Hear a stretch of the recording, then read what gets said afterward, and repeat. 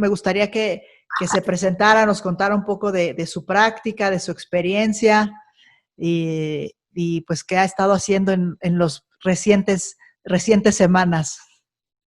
Ok, bueno, con mucho gusto. Mi nombre es Juan Manuel Orjuela.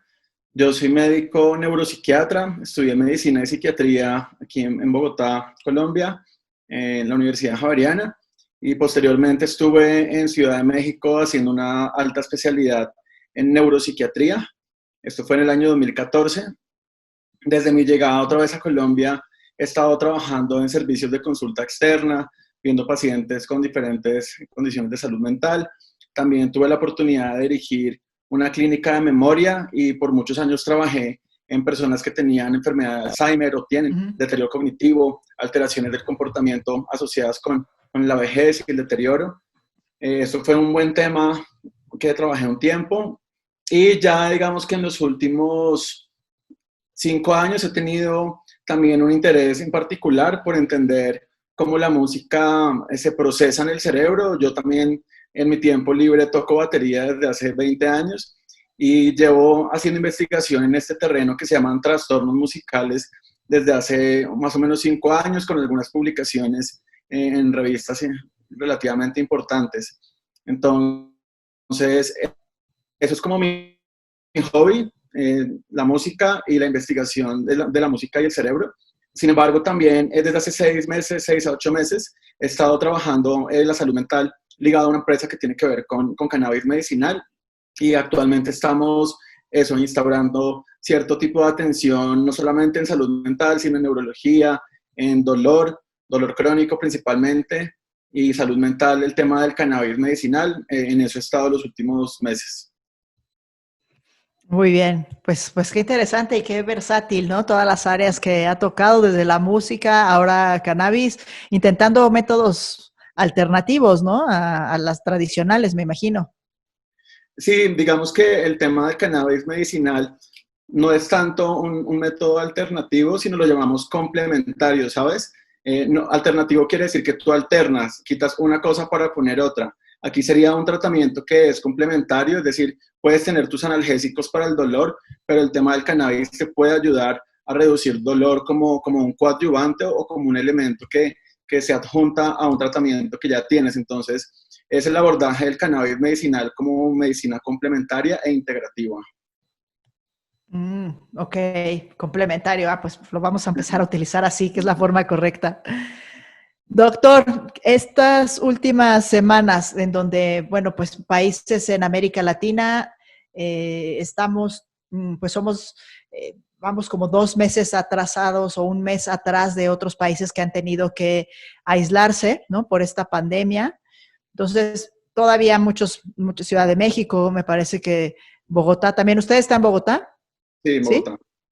Bogotá. Siguen todavía en aislamiento, ¿verdad? En casa, Sí, correcto, estamos en cuarentena. en esa cuarentena. Se ha hablado de los distintos trastornos que esto ocasiona mientras lo estamos viviendo, pero que también va a desarrollar, ¿no? Insomnio, estrés, angustia. ¿Ha notado usted alguno de estos trastornos que prevalezca más en su ciudad o en la región? Sí, claro, Gaby. Es muy importante esa pregunta y quiero poner un contexto de por qué han aparecido algunos síntomas, principalmente de ansiedad, depresión, rabia e insomnio, que es lo que predominaría no solamente en Colombia, sino en la mayoría de países del mundo. Recordemos que el ser humano es un ser gregario, es decir, se comporta de manera social y a lo largo de la evolución lo que le ha permitido sobrevivir ha sido la conducta de tribu, la conducta de grupo. Entonces, si de repente venía en la antigüedad un tigre de dientes de sable a atacarnos, la tribu se armaba como grupo y podía vencerlo. Un solo individuo sería muy difícil que venciera un mamut o un tigre de dientes de sable. Entonces, hemos evolucionado como tribu y de esta manera también nuestro cerebro ha evolucionado con el tiempo y dentro de él hay ciertos circuitos que tienen que ver con la supervivencia, con activar mecanismos de supervivencia.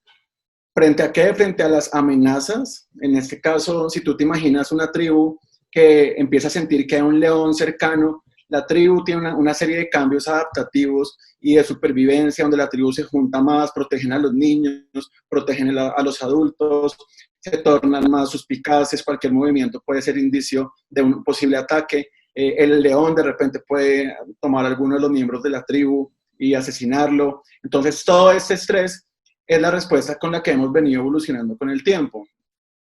Al final, el león se va y la tribu queda con las pérdidas y con los duelos que tuvo que experimentar, queda con la fatiga y el estrés de toda esa situación adaptativa.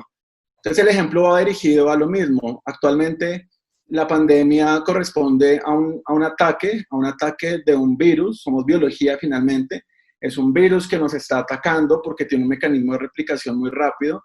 Y lo que estamos haciendo como especie es defendernos poniendo límites en las fronteras, poniéndonos tapabocas, distanciándonos físicamente, desarrollando de pronto tratamientos que han sido fallidos. Estamos en una guerra, por decirlo así, biológica, y ante una amenaza que es real, una amenaza de un virus que ha matado a muchísimas personas, alrededor de ya casi 350.000 personas han fallecido a fecha de hoy. Entonces, lo que quiero decir es, estamos teniendo una respuesta como especie adaptativa frente a una amenaza que es real de un virus que nos está matando, no nos va a eliminar, pero nos está matando. Entonces, en ese sentido, Gaby, lo normal o lo esperable es que estemos experimentando mayores niveles de ansiedad adaptativa, mayores niveles de irritabilidad, que es lo que se está viendo hoy en día. Entonces la gente está peleando más con sus pares, hay un incremento de los conflictos intrafamiliares, hay un incremento incluso de la violencia doméstica, hay dificultad para tolerar ese tipo de emociones negativas. Y con el paso del tiempo, esta respuesta claramente va a ir bajando en la medida en que el virus también se vaya y ganemos esta guerra, ganemos con vacunas, con antivirales, con simplemente inmunidad de grupo. Y en ese momento ahí saldrán otra serie de, digamos, de síntomas que tienen que ver más con el duelo y con la pérdida. Entonces, para responderte y ponerte en contexto, lo que estamos viendo es justamente eso: problemas de ansiedad, problemas de depresión también, problemas de rabia y descontrol de impulsos, y problemas de insomnio principalmente. Claro. Además, me imagino que tiene que ver con, me parece muy interesante la forma en cómo nos cuenta que pues, el ser humano, desde sus orígenes, ha atacado a sus enemigos de forma grupal, pero ahora cuando la forma de atacar, digamos, al enemigo, de defenderse, es ser muy pasivo, ¿no? De alguna, no es inmovilizarse, guardarse en su territorio, en su cueva, como es ahora la cuarentena, pues es causa un estrés diferente, ¿no? Yo creo que no hay esa liberación de energía o de adrenalina como cuando antes se enfrentaba al tigre, ¿no? También es distinta la manera en que nos estamos defendiendo, ¿no? Sí, eso es muy cierto. Como dices, puede ser un elemento pasivo. Sin embargo, estamos confiando en que la ciencia activamente esté buscando una respuesta. Y en este momento, fíjate que incluso el tema, la misma religión ha dicho: no vaya a las iglesias, no vaya a las mezquitas. En este momento la humanidad, aunque hay un grupo de personas creyentes, muchos están volcados hacia la ciencia. Estamos esperando a que activamente la ciencia nos dé una respuesta, y mientras tanto estamos esperando pasivamente. Pero sí, eso por supuesto lleva a un cambio de dinámica, aislamiento físico, en algunos casos aislamiento social. Ya. Y yo he leído en varios medios que se menciona que la salud, esta afectación en nuestra salud emocional y mental pudiera convertirse en la siguiente pandemia, ¿no? O si no es que ya inició este efecto de estos daños que mencionaba: ansiedad, rabia, insomnio, que sea un efecto dominó. Lo sentimos unos y empieza a crecer. ¿Lo cree así, de esa manera? ¿Estaría de acuerdo en que podría ser esa próxima pandemia?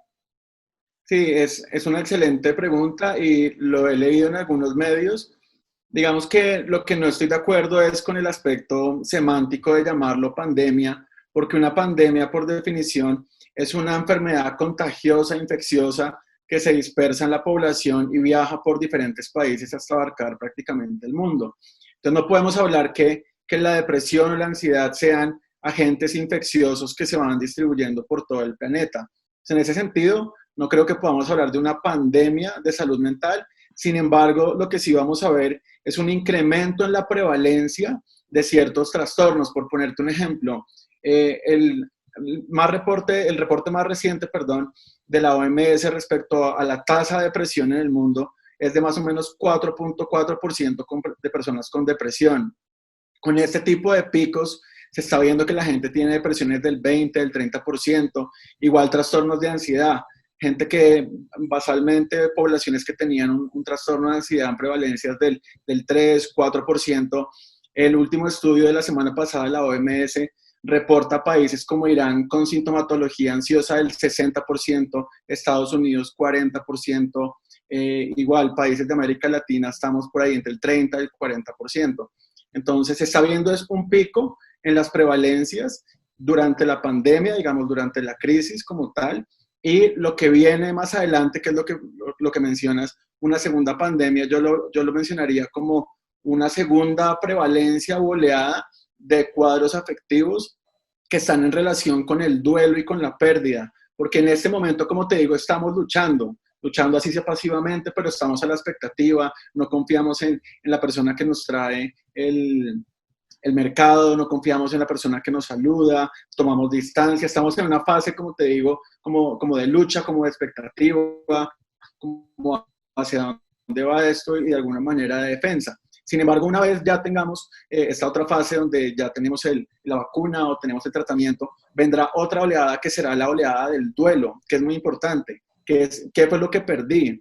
¿Qué fue lo que perdí? Por ejemplo, los médicos, que es una población bastante vulnerable en esta situación, ¿cuántos colegas se murieron? ¿Cuántas enfermeras fallecieron? ¿Cuántos familiares se fueron que no me pude despedir porque la misma pandemia no permite hacer funerales y duelos como habitualmente los hacemos, sino que la gente básicamente se va directo al ataúd o al crematorio? Entonces, todos esos duelos de las pérdidas laborales, económicas, se van a hacer en el periodo post-pandemia, y ahí es donde vendría una segunda oleada cargado de mucho duelo, nostalgia, tristeza, y muchos han dicho que incrementará probablemente el riesgo de suicidio por la combinación de pobreza, falta de empleo, soledad, sufrimiento, duelos no resueltos. Wow.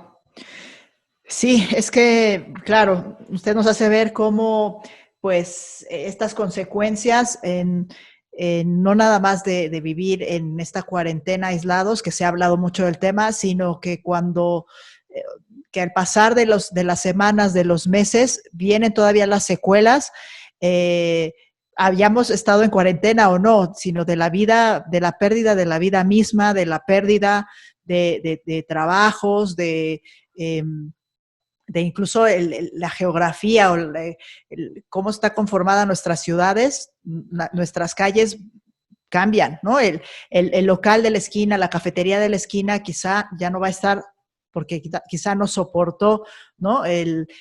Tantas semanas sin vender. Entonces, yo creo que, como dice usted, es muy fuerte y tenemos que ser realistas en que vamos a entrar en esa etapa de duelo y de pérdida. ¿Y usted cree, doctor, que las personas estamos conscientes de ello, las instituciones de salud, de esos problemas que se vienen de aquí en adelante? Creo que ha habido mucho alertamiento y de alguna forma se ha promovido en ciertos medios el tema de la salud mental. Se ha promovido el ejercicio en casa, meditación, etcétera, cosas que uno puede hacer para lidiar con la pandemia. Pero realmente en América Latina la inversión en salud es muy baja y la inversión en salud mental es aún más baja. Es muy difícil, por ejemplo, tener intervenciones tempranas, que es lo que ayuda en salud mental a disminuir la probabilidad de consecuencias negativas. Si tú tienes una experiencia traumática y la abordas inicialmente, la abordas desde el comienzo, los resultados son mejores. Lo que yo siento que está pasando es que vamos a empezar a pensar en abordar esos problemas de salud mental ya de manera tardía, donde el trauma ya ha existido y han pasado varios meses. Entonces, los gobiernos realmente han puesto el foco sobre todo en la parte claramente física, que es lo que podría comprometer la vida, en la neumonía, en los tratamientos, en habilitar unidades de cuidados intensivos, en comprar respiradores. En muchos países se han habilitado hoteles como hospitales, coliseos como hospitales, y hay toda una infraestructura alrededor de lo físico, pero no veo de manera muy tangible una infraestructura volcada hacia la salud mental, más allá de algunas líneas de atención en salud mental o los esfuerzos que hacemos los psiquiatras o psicólogos para ayudar a nuestros pacientes. Y dice que lo ve esto acentuado en América Latina, ¿verdad? Esta Sí, falta de atención en el tema. sí, correcto. Además que en América Latina, digamos que va a ser muy importante, Gaby, diferenciar entre la población que estaba sana antes de la pandemia versus los que estaban enfermos antes de la pandemia. Es decir, la presencia de una preexistencia en salud mental es muy importante. Si tú ya tenías un trastorno de ansiedad, un trastorno depresivo, si ya tenías una discapacidad intelectual versus no, ¿cómo te vas a enfrentar a la pandemia?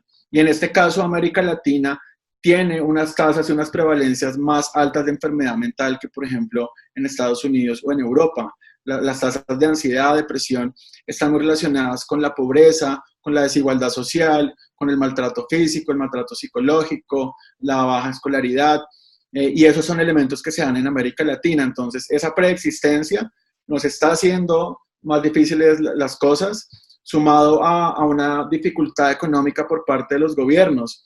Tú ves, por ejemplo, cómo en Estados Unidos destinan una cantidad de recursos para las personas que están desempleadas, mientras que en América Latina los gobiernos tienen que hacer donatones y tienen que recolectar dinero de donaciones para poder ayudar, y tienen un presupuesto bajo para ayudar económicamente al desempleo. Entonces, se suma esto y súmale además, si quieres, un poquito de corrupción que tenemos los países de América Latina. Entonces, el poco dinero que tenemos para aportar, además se lo pueden estar robando. Entonces, la situación en América Latina claramente es mucho más difícil comparada con Europa y Estados Unidos. Sí, sí, es cierto. Si de por sí nuestros sistemas de salud están colapsados, recibiendo a tanta cantidad de enfermos, pues no se dan abasto, ¿no? Para también atender problemas de salud mental. Y como dice, se vuelve un problema grande que parece que es invisible, ¿no? Porque podemos muchos tener ya estos síntomas, pero quizás restarle importancia. A lo mejor llevo varias noches sin poder dormir, pero bueno, digo, claro, es normal, pero no hago nada al respecto, ¿no? No hago nada al respecto y estoy afectando mi vida, mis relaciones personales, mi trabajo también. ¿Cómo ¿Cómo hacemos entonces? ¿Qué tipo de soluciones o de ayuda? Yo sé que ustedes, eh, sí, todos los profesionales de salud mental, pues están ahora quizá también desbordados con videollamadas, consultas, tal. ¿De qué manera se puede, podemos, o quiénes, me pregunto, por ejemplo, si empresas que se dedican a producir productos de consumo, de pronto que hace alimentos, perdón, marcas de alimentos, empresas de productos del hogar, pueden de alguna manera ayudar a también solucionar este gran problema de salud que tenemos aquí? Claro, el rol de las empresas va a ser muy importante, primero a nivel del tamizaje de sus empleados, es decir, si es una empresa que no pregunta cómo te sientes hoy, cómo están tus emociones, estás durmiendo bien, es decir, el tamizaje de la salud mental de los empleados es muy importante para detectar esos casos que pueden ser críticos o dignos de atención médica o psicológica también. Entonces, lo primero, el rol de la empresa sería ese. Lo segundo, por ejemplo, en esas empresas que generan elementos de protección personal como tapabocas, guantes, también hemos visto que hay un incremento de personas haciendo este tipo de abordajes, y lo que le podría dar seguridad a la población también es justamente qué tan seguro es el producto, ¿no? Qué tan seguro es lo que usted está haciendo, qué tan seguro son los tapabocas que está produciendo, los guantes o la comida que usted pide al restaurante, cuáles son los procesos que están llevando a cabo para que realmente la persona que lo prepara no esté esparciendo el virus por malos hábitos de higiene.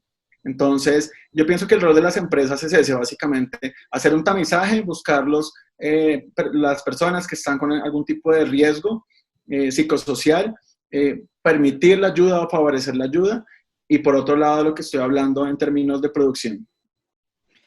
Sí, estoy de acuerdo con usted. Me parece bien interesante su perspectiva. Hablando internamente le llamamos todos los que colaboramos en Leonardo 1452, somos trend hunters, estos cazadores de tendencia. Y hablábamos también que también un primer paso es que hay muchas compañías que no hablan del tema, que no abordan porque quizá no va con su imagen el hablar de insomnio, de depresión, de rabia, como usted decía, pero me parece que ahora creo que más que nunca es cuando se tiene que reconocer, ¿no? Públicamente que hay un problema, que no la estamos pasando bien, ¿no? Muchas personas en ciertos momentos, que como usted dice, si ha subido a picos de 40, 60%, pues evidentemente hay mucha gente que no la está pasando bien. Y creo que un paso sería reconocer que hay gente que sufre, y me parece y a ver si está de acuerdo, que también otro mensaje es que las empresas, pues que siempre tienen este rol de proveer un producto y de motivar a que la gente consuma, ¿no? Esta marca tal, pues ahora que justamente tenemos gente con desempleo, que les han reducido su salario, pues no, que no se fomente este consumo desmesurado de las cosas, ¿no? Sino que también, porque esto también genera estrés, o sea, si yo, si veo en los medios, yo soy feliz si compro esta marca, o me siento una persona realizada si compro esta otra, pero no tengo los recursos, es difícil, ¿no? O sea, se genera más ansiedad en las personas cuando se enfrenta a un mundo consumista como tradicionalmente ha sido, ¿no? Sí, eso es muy cierto. Recuerdo que al inicio de la pandemia surgió este fenómeno de comprar una cantidad de geles antibacteriales, papel higiénico, y de una manera muy egoísta la gente iba y quería acaparar todo, claramente sin pensar en los demás. Y eso generaba una conducta, digamos, de espejo, donde uno veía que si el otro lo hacía, uno se preguntaba si debería hacer lo mismo y debería acumular una cantidad de recursos que finalmente no se iban a acabar. Entonces, un rol de las empresas, también lo has mencionado muy bien, sería educar en términos de salud mental, no solamente preguntar cómo te sientes, sino también educar y promover la salud mental. Hoy en día hay muchas formas de promover el buen funcionamiento emocional y psicológico, que te lo resumo en lo que hemos llamado las 5 M's. La primera M es moverse, que es hacer ejercicio. Se sabe que las personas que hacen ejercicio tienen menores tasas de ansiedad y de depresión, y además esto ayuda a dormir mucho mejor en las noches. La otra M es la meditación o el mindfulness, que son estrategias para vivir en el presente, para centrarse en el ahora, para no dejar que la mente vaya al futuro catastrófico ni devolverse al pasado doloroso. Entonces el mindfulness nos puede ayudar, o la meditación. La otra M es mantener las relaciones sociales, que eso va a ser muy importante en este aislamiento físico, no social, sino aislamiento físico, y mantener las redes sociales por medio de videollamadas, por medio de videochats, por medio de inclusive fiestas entre amigos o conversatorios acerca de cine, música, etcétera, va a ser muy importante. La otra recomendación importante es minimizar todo el bombardeo derivado de los noticieros, de las redes sociales. Al principio, no sé si recuerdas, pero tú abrías cualquier canal de comunicación y estaba bombardeado del COVID, el Facebook, el Instagram. Hoy en día sigue pasando, siento que un poco menos, pero el bombardeo social genera más estrés. Y por último es maximizar la dieta sana. La última M es maximizar la dieta sana. Comer bien, hidratarse muy bien, aprovechar que estás en casa, cuidarte básicamente con la dieta. Entonces, si tenemos ese tipo de promoción de la salud mental por parte de las empresas, va a ser muy importante. ¿Este método de 5M fue creado por usted? No. Lo leí en algún paper que publicaron, me pareció excelente la mnemotecnia. Sí, excelente, sí, habrá que seguirlo. Doctor, ¿qué tratamientos más innovadores o qué formas le parece que son las que ahora recomendaría o nota como que son realmente disruptivas para tratar la salud mental? Ok, es también una buena pregunta. En psiquiatría tenemos, entre comillas, la ventaja de hablar mucho con los pacientes, pero no tocar tanto en el sentido que el examen físico se hará una sola vez. Diferente a otras especialidades como un ortopedista que tiene que estar examinando los huesos, los tendones. En salud mental mantenemos cierta conversación, que es lo que predomina. En ese sentido, la telemedicina se ha incorporado como algo muy importante durante la pandemia, dado que hemos estado en un periodo de confinamiento y aislamiento. La forma para llegar a los pacientes ha sido a través de los métodos tecnológicos remotos, como la telemedicina, o también se le ha llamado en este caso la telepsiquiatría. La telepsiquiatría es básicamente eso, una interacción que es sincrónica, porque puede ser asincrónica. Por ejemplo, asincrónica es que a ti te mandan como radiólogo una radiografía y tú la puedes leer después. En psiquiatría hay un sincronismo en la interacción que tenemos a distancia. Entonces, este tipo de telepsiquiatría ha sido muy interesante porque ha permitido, por ejemplo, reducir las atenciones en urgencias. Una persona que está en crisis emocional en su casa, que normalmente hubiera ido a un servicio de urgencias a que le formularan un medicamento, hoy en día puede acceder a su psicólogo, puede acceder a su psiquiatra por medio de una consulta prioritaria, casi que una urgencia donde uno le habilita. Yo he habilitado pacientes un lunes festivo, un domingo, que sé que están en crisis y que no hubiera podido ir a verlos a mi consultorio. He habilitado el servicio, igual que muchos colegas, y hemos podido con eso reducir la tasa de atención y de consultas a urgencias. Entonces, ha salido esto como un elemento importante, ¿sabes? La magnificación y el desarrollo de la telemedicina. Sí, yo creo que es un método que a lo mejor vio un pico en esta cuarentena, pero yo creo que llegó para quedarse, ¿no? Porque aunque la gente pueda volver a ir a ver a su médico, creo que encontramos una vía que puede ser bastante eficiente, rápida y llegar, me imagino, a poblaciones que de pronto les sería muy difícil llegar a un consultorio. Claro, eso es muy importante.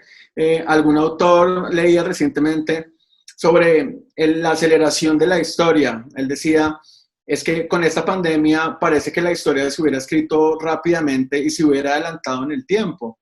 ¿Qué quiere decir esto? Que habían tendencias o esbozos que ya se venían asomando, por ejemplo, en la telemedicina, la telepsiquiatría, que muchos incluso no estaban de acuerdo, pero con la pandemia se ha acelerado todos esos procesos y hemos podido llegar justamente a distancia. Yo he tenido pacientes que están en lugares remotos de Colombia, en diferentes pueblos pequeños, que lo único que tienen es un punto de conexión a Internet, y he podido llegar hasta allá y dar recomendaciones para mejorar su salud mental, recomendaciones para reducir el riesgo de suicidio, incluso intervenciones farmacológicas también se podrían dar a través de mecanismos como mensajería que le lleven el medicamento hasta donde está la persona, etcétera. Entonces, sí es cierto que se ha abierto un terreno que es muy probable esté para quedarse.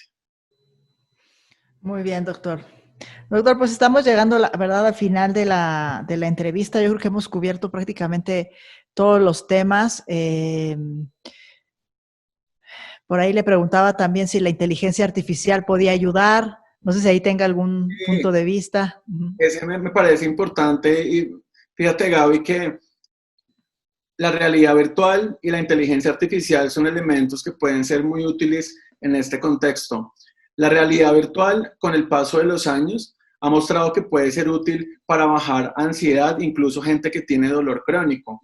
Porque al tú imbuirte en un espacio virtual, por ejemplo, si te quieres ir a un jardín en Japón, o si te quieres ir a ver auroras boreales en Islandia, lo puedes hacer con un mecanismo de realidad virtual, y eso te puede sacar de contexto y te puede llevar a un espacio donde sientes que estás segura, estás tranquila, y puedes hacer ejercicios de meditación, de relajación en este contexto. De manera que la realidad virtual es un elemento muy importante. Incluso yo pensaba esta mañana, no sé si viste, pero hace como un par de meses en Corea del Sur hicieron un experimento con realidad virtual donde la mamá se encontraba con su hija fallecida. La niña había muerto hace varios años, tenía alrededor de 7 años, y por medio de realidad virtual la mamá pudo ver a su hija, pero no solamente pudo verla, sino que hay otro mecanismo donde la persona puede sentir y puede agarrar el objeto virtual, y la mamá se encontraba y abrazaba a su hija, una cosa ahí medio creepy, pero fue real. Entonces yo me imaginaba si estando a distancia sería posible eso, si yo quiero abrazar a mi mamá o a mi papá por medio de realidad virtual en el futuro, en la siguiente pandemia, porque esta claramente no es la última pandemia, uno puede hacer reuniones, no sé, por medio de avatars, o pueda tocar, puedas coger de tu mano a tu pareja que se quedó, como esos casos de una pareja que se quedó en Estados Unidos y la otra está en tu país de origen, en su país de origen,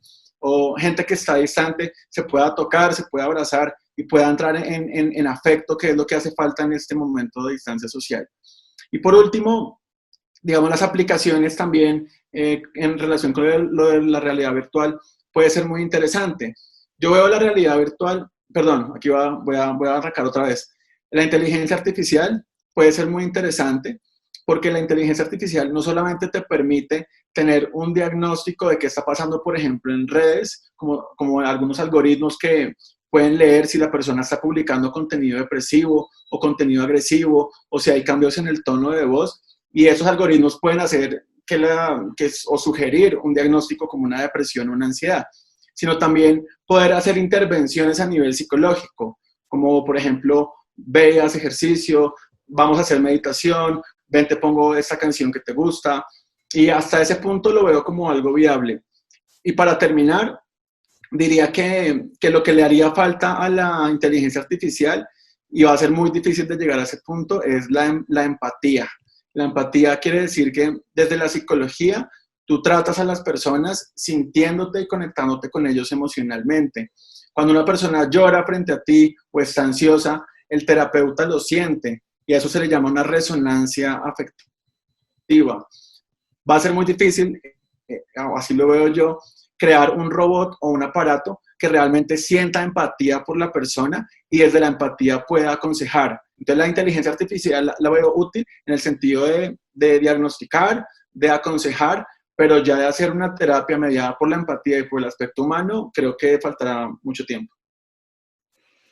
Claro, sí, sí, sí. No, y creo que todas estas técnicas que está diciendo realidad virtual, inteligencia artificial, creo que pueden ser también esta gran ayuda y que para países o regiones como América Latina, donde ya como hablábamos, los sistemas de salud no logran atender a la salud mental, pues estas nuevas tecnologías permiten que más gente sea atendida, ¿no?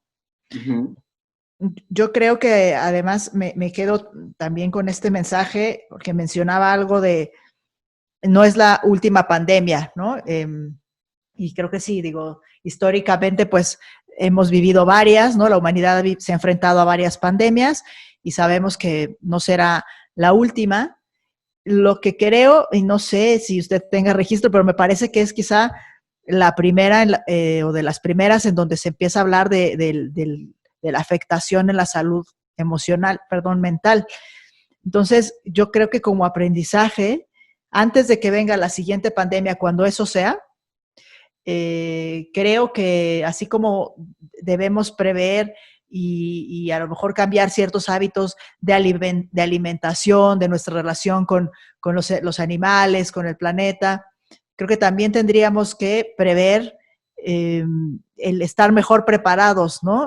Psicológicamente, mentalmente, para esa siguiente situación, sea cuando ello suceda, le repito, no importa que no sea nuestra generación, pero que me parece que es para mí un aprendizaje que a partir de ahora no se puede descuidar la salud emocional y mental para que la siguiente pandemia sea más llevadera, ¿no? Sí, correcto. Has tocado un punto muy interesante y es que como están las cosas actualmente con la globalización, la cantidad de viajes internacionales, ya se sabía que esto iba a pasar, no se sabía en qué momento, pero se sabía que iba a pasar y la probabilidad de que haya una nueva pandemia va a estar ahí presente con la forma como nos comunicamos los seres humanos. Antes las pandemias viajaban a velocidad de caballo, el virus iba ahí en el caballo, en la mula, lentamente, ahora viaja a la velocidad de un avión y se intercambia por países, entonces la probabilidad de estar en una nueva pandemia sigue siendo mediana o alta.